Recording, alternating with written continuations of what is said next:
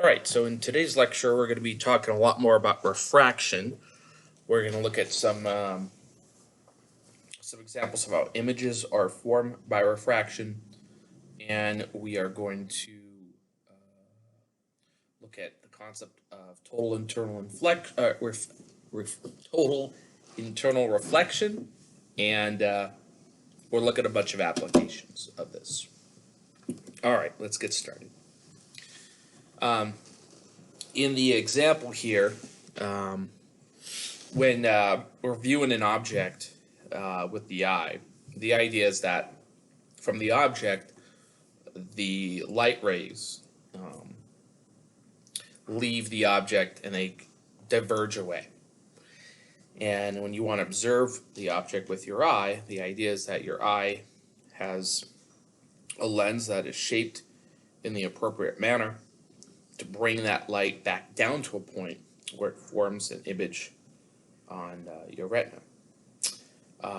With the process of refraction, so like for example, if you're looking at, this is a fish in this example here, through like glass and the fish is in water, refraction causes the light to bend differently. And so in the example we see here, the image of the object appears a bit closer to us, because as the light is going from the higher index of refraction to the lower index of refraction, it's going to sort of open up more. And so that will give the appearance, if we trace those rays back, it's going to give the appearance that the image was actually much closer than it was. And so what we're interested in is trying to figure out what that distance might be there. All right, so here's a great example of how we illustrate this. So in the example here, we have an index of refraction we're going to call N1 is larger than N2. So we have an object, and we're attempting to view that object from N2. And what happens is a virtual image is formed. Remember, virtual images mean that the light appears to come from that location, but doesn't actually come from that location. So when it comes to things like mirrors and refraction and things like that, they're almost always virtual images. The rays appear to come from an area, but they don't actually come from that area. Okay, you'll see in the next chapter when we start dealing with mirrors and lenses, lots of examples of real images where the light actually does come from the area we say it comes from. So in this example here, we do make an approximation in our geometries here, which is a fairly good approximation, is that these angles that are formed here, so we have this optical axis, it's a line that, where basically somebody is going to be, right in front of the object. And we have these couple angles that are formed here. This theta 1 here is going to represent for us the angle of incidence for the light ray here. And theta 2 is present here, and theta 2 happens to be the angle of refraction. So you see it opens up more here, and we trace those lines back, and we come to this point here. And we can create this ratio of distances here. So S by itself represents an object distance, and you'll see this notation a lot. The S prime is how we indicate image distance. And so, in the limit that we have rays that are not parallel, but these angles are sufficiently small enough, because we're making small angle approximations, so we're basically saying that, our sines and our tangents are very small, and and if that's true, you can just consider, you can make an approximation that the angle is approximately equal to its tangent or its sine, and that's true almost up to like 20 degrees actually. So anyway, in this example here, we have our ratio of indexes of refraction, and you can see N2 is smaller than 1, so this ratio here is less than 1, and so the image ends up appearing closer than we expect it to be. This is effectively derived from, the law of refraction, and, Snell's law, basically. And we make the assumption that the sine of the angle is very, very small. And the sine of the angle, as you can see here, for really both of these, is a ratio of L over S or S prime. So the L's drop out and you get your S's here. That's basically the idea of this. All right. So let's move on. Right, so question here. A fish in an aquarium with flat sides looks out at a hungry cat. To the fish, the distance of the cat appears to be... The answer here is C. So this is the opposite effect here. We have light going from a lower index of refraction to a higher index of refraction, and so when the light enters the higher index of refraction, it sort of closes up. I like to use that language. It closes up, so the light rays are not divergent as much as they were to begin with, and so when you trace those tighter lines back, it gives the appearance that the object was actually much further away. And so if it's the fish checking out the cat here, this cat looks like it's farther away. And if you go back to the equation we have here, everything is flipped around here. So the higher index refraction's on top, lower's on the bottom. Therefore, you get a longer distance. Fantastic. All right, let's just jump right into an example of this. Bring up my slide for this. All right. Oops. So in this example, we have a fish and a sailor look at each other through a 5 centimeter thick glass porthole in a submarine. There happens to be an air bubble right in the center of the glass. How far behind the surface of the glass does the air bubble appear to the fish, to the sailor? All right. Now, one thing I want to mention before we get into this is going back to the examples here. We're using this language of, we have a higher index for refraction. We have fish here, so this is presumably water, and there's a boundary here. But for these examples, we are assuming this boundary is ultra thin. Let's say it's made of glass, it probably is, but it's ultra thin and it won't really cause much of a deviation from if there was no boundary there, basically. So I just want to make sure that's sort of clear on these problems here. So we're going to do the same thing. Yes. Okay, let's get back to the example then. Okay, so the idea is that there's basically two problems here. We have a fish trying to look at the air bubble, and we have the sailor trying to look at the air bubble. Okay, and so what we're doing here is let's look at the fish's perspective. Now, when you do these problems, the very first thing you should identify is what are your materials, what are the indexes of refraction, so you have an idea of what to expect.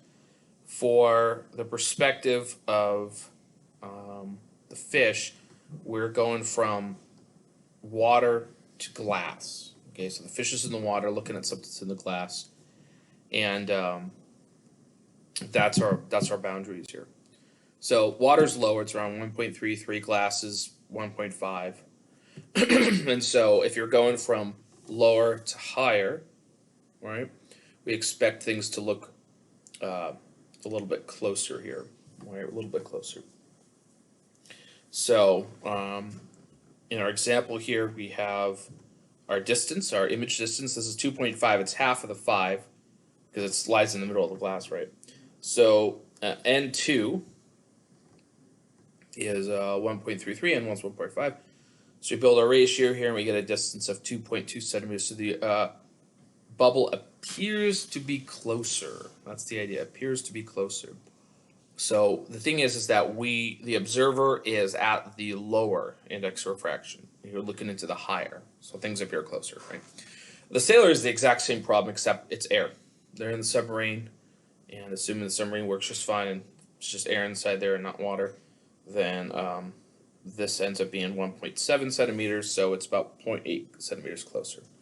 All right, so this is a general rule that you ought to remember in these examples, that going from lower to higher, things look closer. Going from higher to lower, things look farther away. All right, great. Moving on. All right, so an interesting topic here is if you start looking at Snell's law, you'll notice that you have your index of refractions and you have your sine functions. And let me just write that up here actually so you can see that. So when we deal with the law of refraction, you have your n1 sine theta 1, right, equals n2 sine theta 2. Now, the thing is if you look at these index of refraction, right, they're just numbers, right? And they can be, in some cases, rather high. And there are going to be situations where your ratios of these index of refraction can be a number that's larger than 1. And when you combine that with your other sine function, you could end up with a result that lies outside of the range of the sine function. You can end up with a value of sine that's greater than 1. So what does that really mean? So in the example that you see here, we have light going through a prism. Well, the red light goes through just fine, the yellow light goes through, but the blue light does not. The blue light hits at such an angle where this example exists where the light actually cannot transmit through. We have what's called total internal reflection. And basically what ends up happening here is that that angle, the refraction angle, gets closer and closer to 90, and if you go above that, obviously you have an issue. So the example here is when when your refractive angle is 90 degrees. Okay, so that's what we're going to say. We're going to say that theta 2 here is 90 degrees. This theta 1 becomes what we call the critical angle, and that's when the total internal reflection is going to take place. And so we end up with this ratio of n2 over n1. That's what the sine of theta critical is. And so that's the statement we have down here. And so this tells us sort of the largest angle we could have until we get total internal reflection. So if any incident angle becomes larger than that, then the light is totally reflected and there's no refraction that takes place going from one surface to the other one. Now this always happens, just to be clear, the way this has to work is N2's got to be bigger than N1 here. And so with that angle being bigger, this always happens when you go from a higher index of refraction to a lower index of refraction. Okay, it's the only way you can get that ratio to work out that way. All right, so this is a nice illustration showing different angles here. So we have our object in the higher index of refraction substance. And if a light ray goes straight up here, there's no angle of incidence, so the light's transmitted through just fine. Maybe some's reflected, but we're not talking about reflection in that sense here. Yes, some is brought back a little bit. For this ray here, we have a line that comes up, and we're going from higher to lower, so things open up a bit. Things open up a bit more here. You can see what's happening as we look at rays that are further and further to the right here. The angle of refraction gets bigger and bigger and bigger, and then we reach this theta critical point here. And at the critical angle here, the light hits the surface, but when you work out the law of refraction here, we're going to end up with an angle for refraction that's 90 degrees, so the light would actually be directed along the surface here. And a lot of light gets reflected away. And then if there's any angle that's larger than that critical angle, then the light cannot transmit through at all. It's completely reflected. That's what we mean by total internal reflection. Internal means the light is reflected inside of the substance here. And that will be true of all rays that are larger than the critical angle here. So again, one important thing to remember about this is we're going from higher to lower. This never happens the other way around because your ratio of N1 to N2, if it's N1 on top, N2 on the bottom, that number is less than 1. So it can't happen going from lower to higher, but it can happen the other way around. All right, so question for you here. So read over this. You may want to pause the video. But the answer here is A. So the critical angle for total internal reflection is what we're thinking about here. So NA, right? It's got to be larger. You got to go from the larger index of refraction to a lower index of refraction. Okay, so that has to happen. And then the angle that we're considering, it's got to be larger than the critical angle. All right, that's it. Okay. B was, oh, they're all just permutations of different answers. All right. Ooh, this is a great question here. This is a great question. So really think about this one because it's a little challenging. Periscope can be used to provide a view of an otherwise obstructed field. Which of the following prisms illustrates the correct arrangements of prisms in a simple telescope? So the idea here is that you have your the triangles here are your glass, and the space in between, just say it's air. So what design actually makes sense here? So the light is coming in from the top. So think about it for a minute.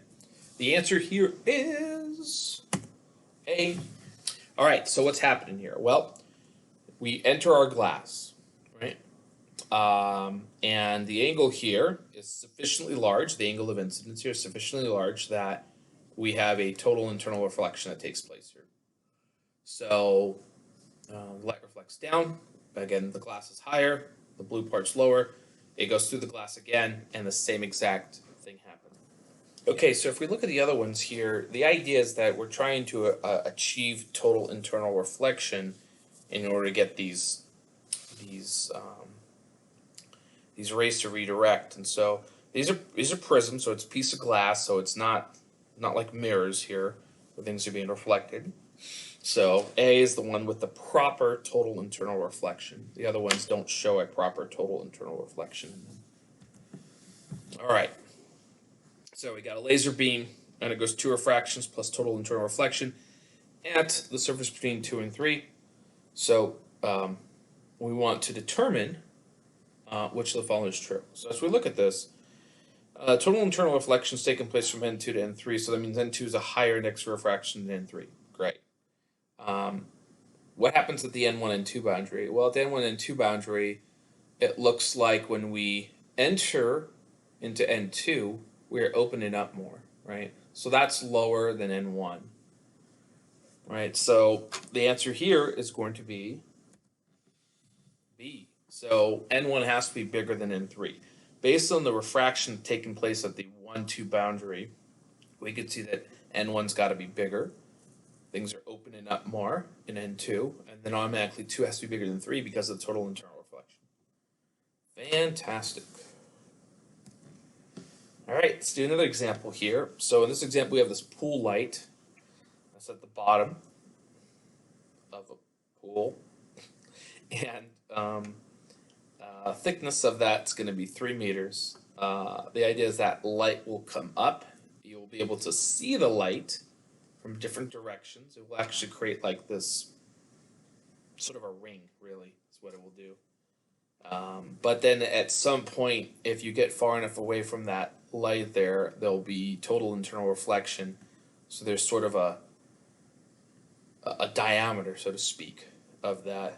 I mean, it's a circle, but the edges are going to be more prominent there because you're going to have a lot of other reflections taking place as soon as the light comes up to the critical angle here. So ring, circle, looks the same. Let's see how this is done.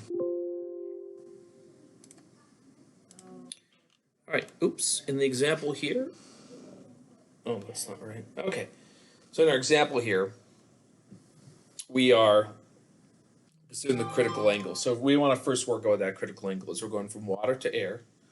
So inverse sine of 1 over 1.33. So remember this ratio here. This only works if the lower index refraction's on top. I mean, you'll know if you try to do this and you flip them because you're going to get something, you're going to get an error if you have the wrong one on top. 48.7 is the critical angle here. So at that angle, the angle of refraction becomes 90 degrees. And then anything above that, well, we're going to have total internal reflection. So we got to work out some of the trig here. We want to basically figure out what that distance is. So this distance from the ray that goes straight up over to where the critical angle is, we have basically a tangent. And that tangent is going to be the opposite of the adjacent. So the opposite will be the radius of the light circle, and the adjacent is going to be the pole depth here. Okay, so that's h right there. All right, so we know what our critical angle is going to be. We put that number in there. We multiply that by 3, and we're going to double that because we want diameter, and we end up getting a diameter of 8.6. So what you would see is on the pool, you'd see an 8.6 meter circle or ring in there, and then everything else beyond that is internally reflected. All right, so our next problem is we have light that's going to enter this plastic solid tube. Index refraction is 1.68. We want to cut AB right here so that we will have total internal reflection. So we're going to consider two different examples here. One where the outside the boundary here where it's going to be air, and another one where the outside the boundary is going to be water. And the difference is that well, let me just jump to the example. Okay, so it's a little difficult to see here, but the angle that's given here is not the angle we really care about, right? We care about the angle that's here. So I'm drawing a line that is perpendicular to the segment AB here, and that's what we really care about. And the difference between the two obviously is their complements, right? Anyway, so let's work out the critical angle for these two things here. 1 over 1.68 gives us a 36.5 degree angle. So anything larger than that, it's going to have internal reflection. But we want the complement of that, so 90 minus that is 53.5, and that's what this angle here. So this angle here, that's the biggest, right? We can make it smaller because that makes the critical angle larger, which is fine. The other one is we're going to put water as our substance here, and so that creates a larger internal reflection critical angle. We want the complement of that, and so 37.7 is the largest it can be, right? Because if it's any larger than that, this drops. We don't want that. Okay. So let's look at some examples of this. There's actually a couple of really nice examples of this. One is fiber optic cables. And fiber optic cables work almost entirely on the concept of total internal reflection. The idea is that a laser is put through a glass fiber, and the angles that the angles of incidence inside the glass fiber, if it's very, very thin, are enormous angles, way above what's required for total internal reflection. And that allows the light to continually bounce through the fiber and make its way to detector or whatever you're trying to get the light to go to. But you can have this extend for a pretty large distance here, because you're always going to be able to maintain these reflective angles. Look at this one. There's like an angle here, actually. It looks like maybe it's an enormous angle. All right. Now, you have to make sure in all cases that the core of this, right, is a much larger index of refraction than what surrounds it. Calden, whatever. I've never even heard of that. But and then plastic covers over that. And as long as the index of refraction of the core is larger, you're going to be fine. And like I said, the angles are huge here, and you typically choose some, the Calden or whatever. You gotta, you can make that a very low index of refraction, and the lower you make it, the larger range you have in your angles. All right, so Another topic here, seemingly related, a little different, is the concept of dispersion. And now we're going to be looking at more detail with regards to the wavelength of light that's being used. So, you know, in different materials, the speed of the light, wink wink, is going to be different, and that's due to a wavelength that is different in there. And when you have, um, incandescent light, you have light of, various wavelengths that the light that's refracted refracts differently. Blue light can refract more than, say, yellow light or red light, and that's can be also related to the index of refraction being different for different wavelengths, which it is. It actually is. That's how we talk about dispersion, is that ultimately all substances have an index of refraction that's not a set value, that it's a range of values depending on the wavelength. In some cases, you can see in the top example here, there's kind of a big difference. I mean, it looks like we have indexes of refraction that go from the far end of 400 nanometers, something that looks like, I don't know, 1.66, and then it goes down as low as maybe 1.61. It's not a huge difference, but again, that produces different angles. And as you get farther away from an object, those angles do result in a large, spatial separation. So, most of the examples that we have, our index of refractions are effectively constant. When dispersion matters, you'll be told something more specific about your indexes of refraction. It's not something you can easily predict. It's a material-dependent quantity, like coefficients of friction and, specific heats of liquids and solids and things like that. All right, so the dispersion of light through a prism is a real nice example of creating what we call a spectrum, right? It's light that is basically dissected into a range of colors, and this is a simple way to do it, but the yellow light lies in the middle of this distribution here. It's almost directly in the middle because the visible light's 400 to basically 700 nanometers. 550 nanometers is pretty close to the yellow light, and so you can sort of represent that as sort of an average value. So a lot of the indexes of refraction we deal with here are sort of like set for an average value, like for yellow light or something like that. But the deviation here, what's happening is there's actually two refractions taking place here, right? We have one as we enter from air to glass. There's a deviation, and then we have another one that's from glass to the air. And so we look at the original light direction and what the dispersion produces. An interesting problem is to calculate what that deviation of the yellow light is. All right, so we're going to look at light in diamond. So one of the things about diamond that is striking is that it has a very high index for refraction. And one of the things, well, let's talk about what aspect of diamond for you in this problem here. The diamond having such a large index for refraction means that the critical angle is rather small.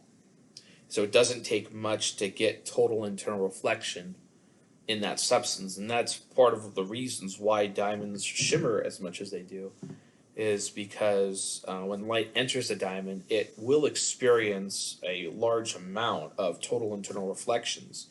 Combine that with the fact that the light will disperse, and what ends up exiting out, when the light can exit out, is just a myriad of colors from the mixture of light that entered. And so it's one of the allure, that is one of the allures of the diamond that does that.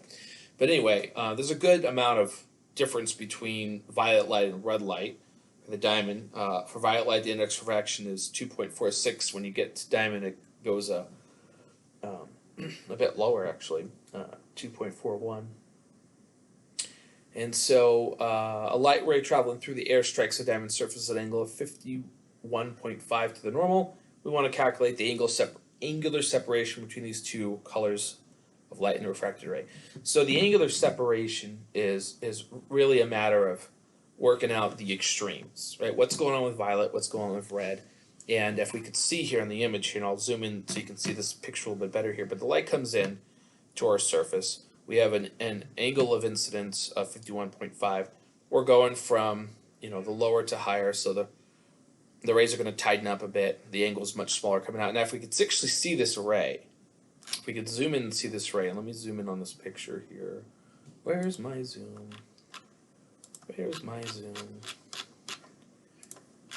If you could see this, you would notice that the red light is not refracted as much, and the violet light experiences the violet is a much tighter beam here because we're looking at a much higher index of refraction there for the violet light. All right, so zoom back out. All right, so we got our law of refraction here. We're going to work out two angles. We're going to work out the one for violet, and we're going to work out the one for red. So a violet light of 400 nanometers is going to have an angle of refraction to be 18.55, and the one for red, because the index of refraction is a little bit lower here, is going to have a smaller value, and that's 18.949. I'm going to subtract these two numbers here, and we get 0.399 degrees. So that is the deviation between these two rays here. And that's a small angle, but like I said, as you get farther and farther away, that's the spatial separation here becomes greater and greater. But not much of dispersion here. In fact, you know, when we want to do this experimentally, prisms are not really the way to go. They don't produce the kind of dispersions we see, but we have other things like what are called diffraction gratings that work much better, and that's a topic that we're going to see, I don't know, couple chapters from now, I think. All right, so another example that involves the two things we've talked about so far in the class here is how rainbows form. Rainbows are the result of refractions in water droplets, and they do depend on total internal reflections. So the idea with the water droplet is the light enters the water droplet and experiences some refraction, hits the back of the water droplet. Now, we're looking at light rays that when they refract in here are going to produce a total internal reflection. If they don't produce total internal reflection, there's really not much to see here. But they're reflected, they come down, and it's actually possible to have a second reflection here. It's not common. That's the second rainbow you could possibly see. But assuming this light gets through, the light's dispersed because it has entered the water droplet here. So there's actually a couple things taking place here. Now notice the setup here. When you see a rainbow, you're the observer down here, right? Look at the rainbow, but the light comes from behind you. So every time you see a rainbow, the sun's not in front of you there. That's not how the rainbow gets formed. The sun has to be behind you, has to hit the water droplets, it has to be refracted and reflected inside of the rain droplet, and then it comes down. So it produces this angle here, and so this range of angles are basically where you have to be in order to experience the rainbow here. Now I mentioned there's a second rainbow you can have. You can have a third one too. It's just a matter of how often does it get totally internally reflected. You can have a second one where there's another internal reflection. You can actually have a third one, which I've only seen one or two examples of that. A third one, it's very rare, but anyway. Oops. So as you can see, this is a really nice illustration of what's going on there. So the light hits the higher droplets, and that's the red that you pick up. That's going to refract more. The ones that are a little bit further down are the ones that are going to appear to be sort of bluish in color because they will not experience as much of a deviation there. So this is weird, but the way the droplets are working, you see this pattern. The red's always on top, the blue's always in the bottom. It's the nature of how the light's refracting. This is a bigger angle here, right, because it's red, and smaller here because this is blue. You always see this in like movies and shows and pictures. They always mess up the rainbow, but it's this for a reason. The red's on top and the blue's on the bottom due to the nature of the reflections in there. And here's the example of the second reflection. The light ray actually, I mean, you'd see this one. I mean, if you had it enter from the top, the light would be going up, which you could see if you're higher than it, right? I mean, there's examples of rainbows and planes where you look down and you can see a ring of a rainbow. It's kind of a neat thing. But the secondary rainbow here has two internal reflections, and so the light actually gets flipped here because that second reflection is going to reverse the order of the light here, and so that comes down. So that angle ends up being a bit bigger, so it usually appears a bit higher up from the primary rainbow. That's this one up here. Okay, so we're going to touch a little bit on the Huygens principle. This is a slightly more advanced topic that we're going to just touch on slightly.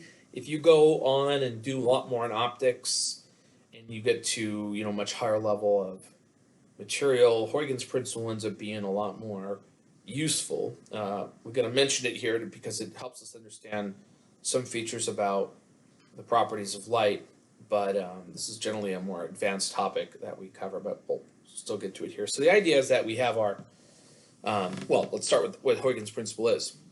And so we imagine we have a wave front, right? Then we talked about wave fronts at the very beginning of this chapter here, and we take our wave fronts and we look at perpendicular lines, and those are our light rays, and we've stuck with light rays for a while. But the idea here is that if we consider our wave front, so that this line A here, this curve A, that's the wave front that we're considering how our rays are going to look. And every point on that wavefront can be considered to be the source of secondary wavelets. So each little section here, each where the arrows are, we consider that creates a series of wavelets. So light propagates out from that location there, and we see how, as that light propagates, it creates the secondary wavefront here.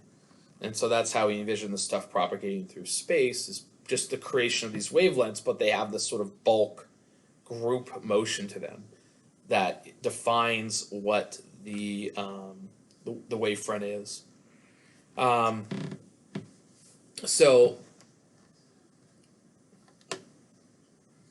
Anyway, that's what Huygens principle is. It's just imagine the wavefronts moving out because each point represents a different sort of source of waves. That's the idea here.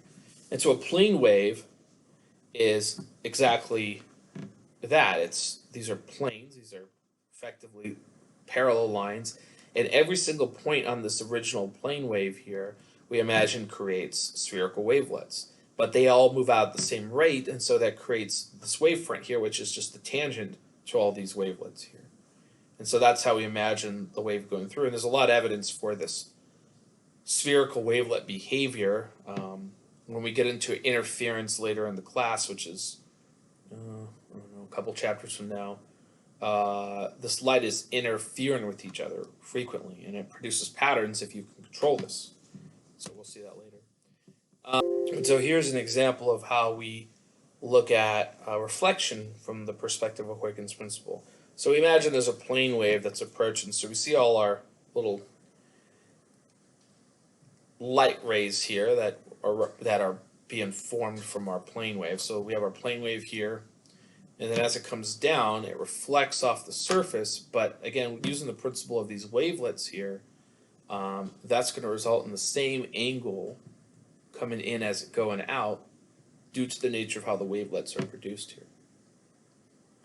And that's effectively how we explain the law of reflection. For refraction, we have a change in the direction of our light, so the incident rays come down.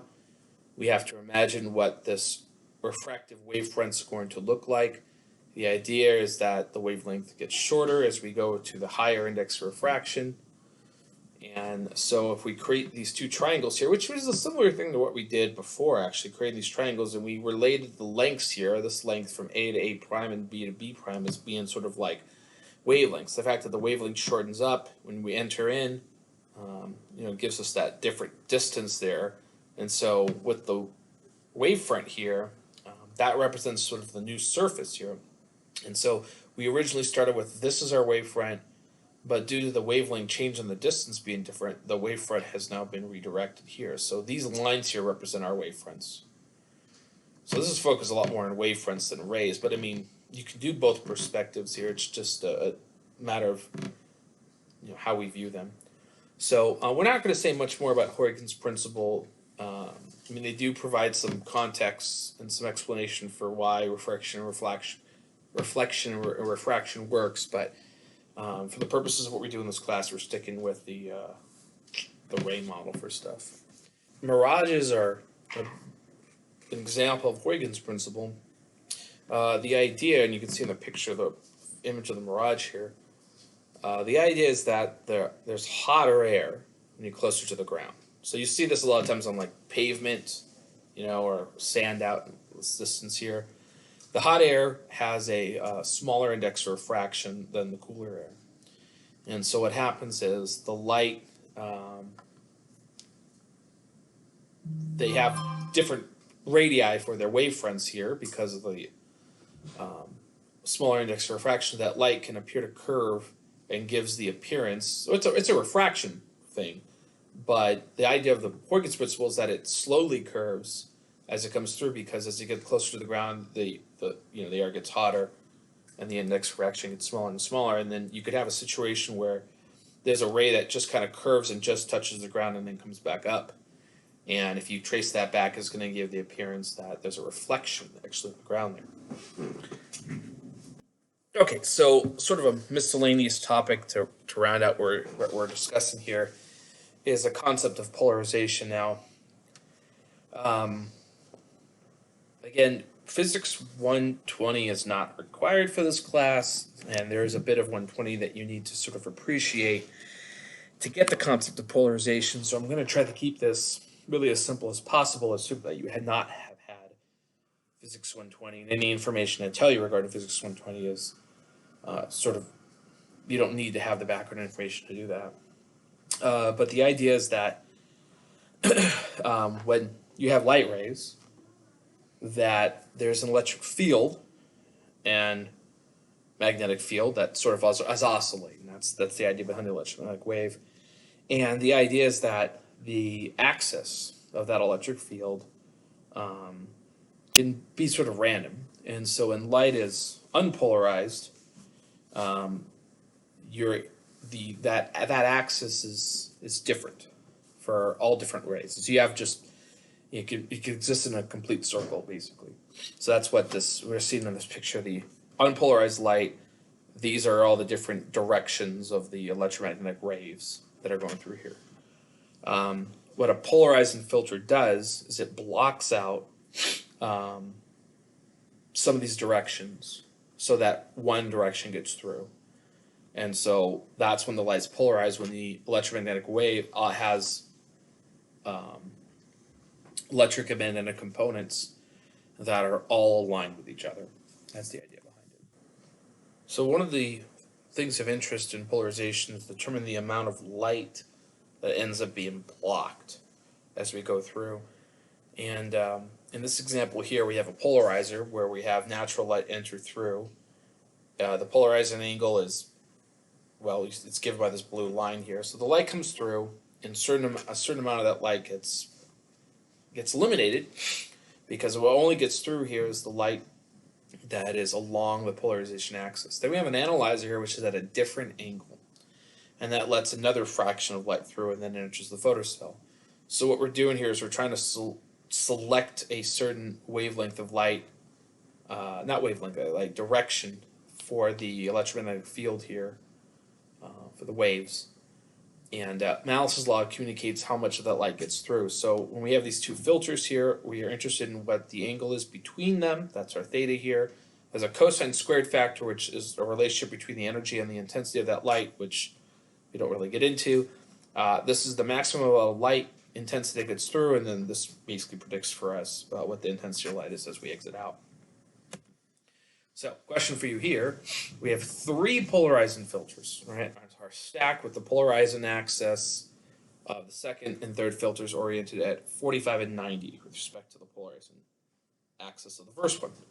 So we imagine the light coming through is just some maximum intensity, which we're going to call I naught.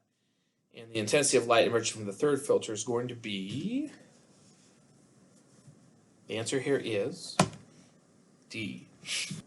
All right, so what's happening here is this. We got 3 polarizing filters. Now, when natural light enters the first one, the intensity drops by half. And that's always true.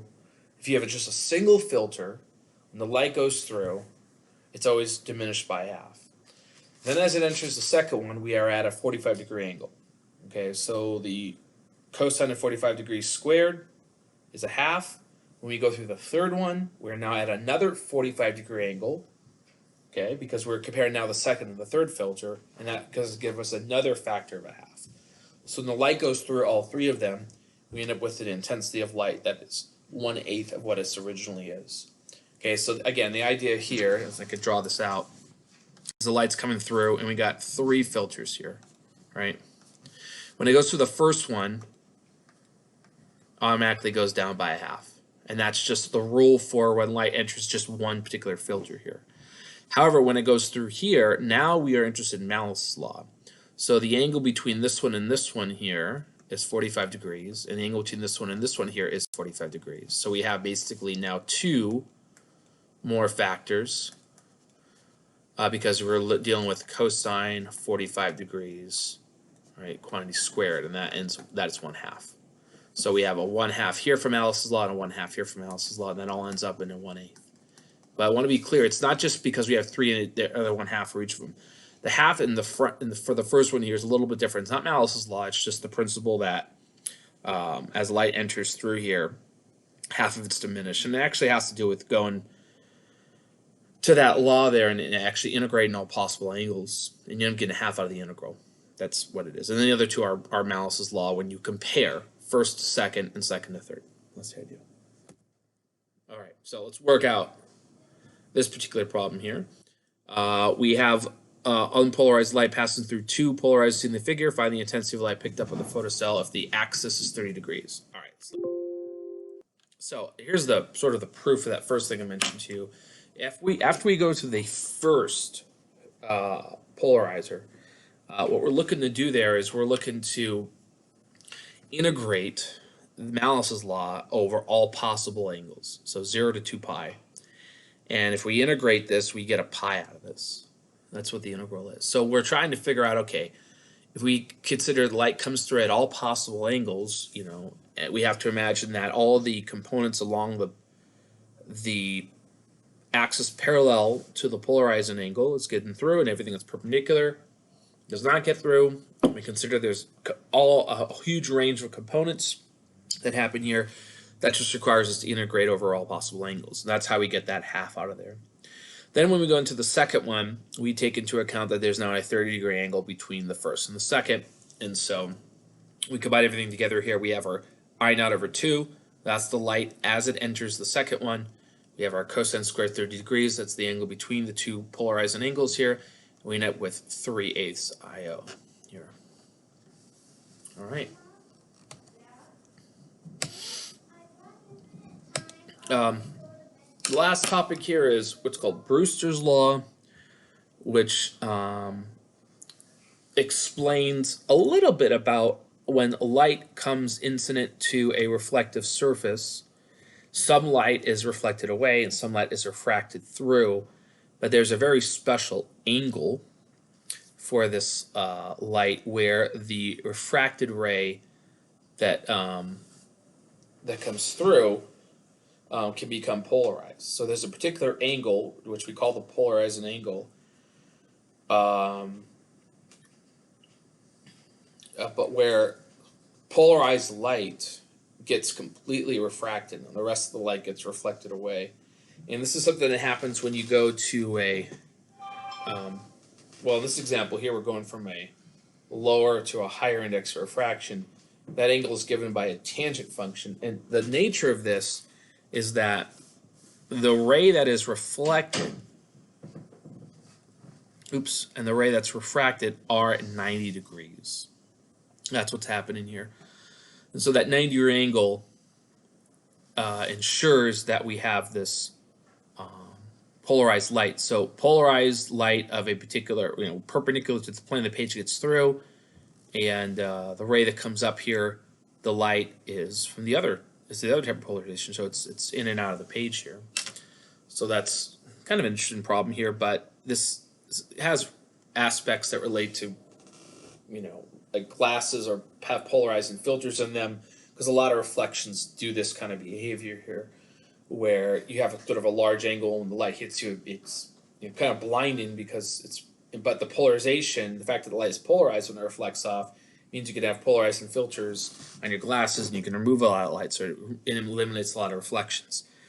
But for Brewster's angle here, the index refractions on top is what we're entering into, and then this is the incident stuff is NA. All right, so we want to know what the index refraction is of the glass,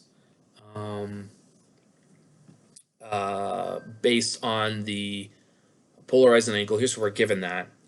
And we have air, and we have glass, so we're going to assume the air is 1, which it normally is. And so we're going to solve for the polarization, and we get a 1.57, which is similar for glasses, was a little bit higher than normal. Glasses, remember, glass is tricky. Don't read them and be like, oh, it's 1.5. Glass is all made a little bit differently, so they have slightly different indexes of refraction. So if you're just told generically glass, you can assume that. But if you're asked for information about glass, you want to have to find that. What's the angle of refraction? Well, that's exactly the complement. So if it's 57.5, that's reflected off, that's the incident angle, then the refracted angle is going to be 32.5. That's 90 minus that. All right, that brings us to the end of this. We're done.